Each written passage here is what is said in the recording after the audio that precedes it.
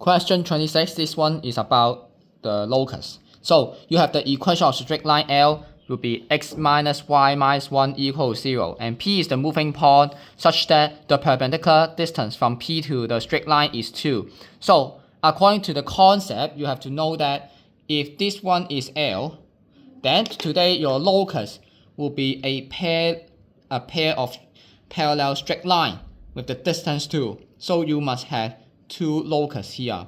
Therefore, the answer A and B will not be correct. And second one, because the distance between the locus and the straight line will be 2, right? Therefore, it is the perpendicular distance like this.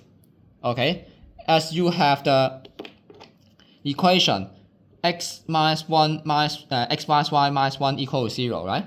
Then you know that actually your x-intercept is 1 and your y-intercept is -1, right?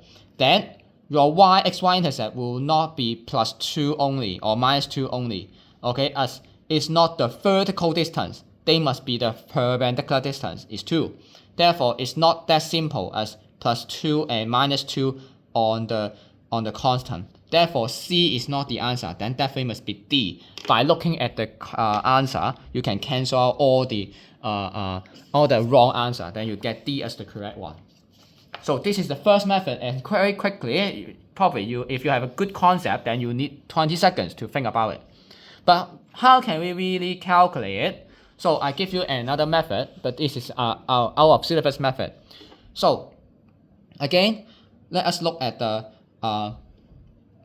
locus first. So this is L, and the two locus will be a pair of parallel straight line to L. The distance is 2. So how can we calculate it? Method 2.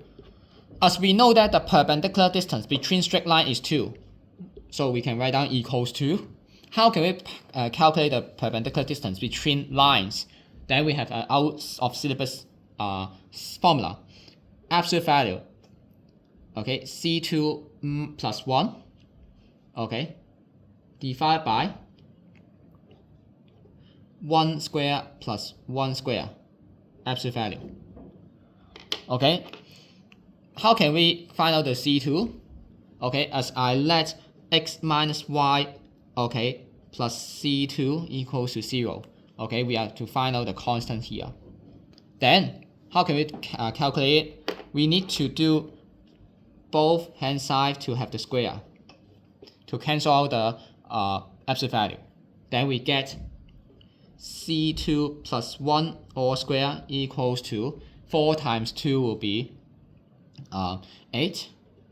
Then we have C2 plus 1 equals to plus or minus 2 root 2. Then you get C2 to be -1 plus or minus 2 root 2. Therefore, you get the answer like D.